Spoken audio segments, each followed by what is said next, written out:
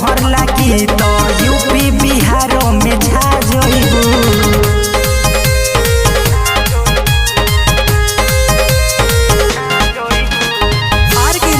Studio Ghorawal Sonbhadra.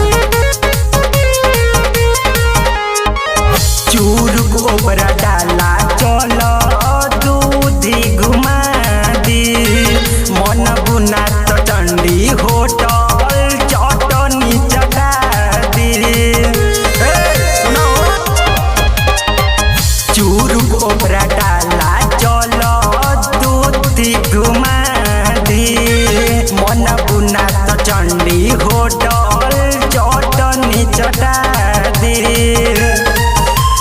Madhupur के अकली मरद मिली तो दिया नियन बुता जइबू। सोनभद्र के मोहर लागी तो यूपी बिहारों में छा जइबू। सोनभद्र के मोहर लागी तो यूपी बिहारों में छा जइबू।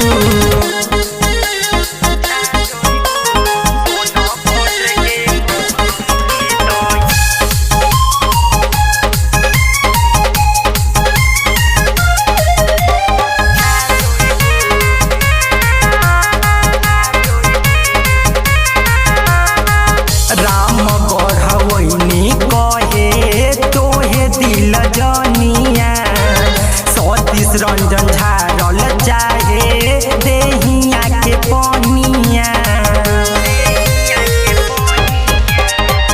राम गढ़वैनी कहे तोहे दिल जनिया। राजा संजय झारल चाहे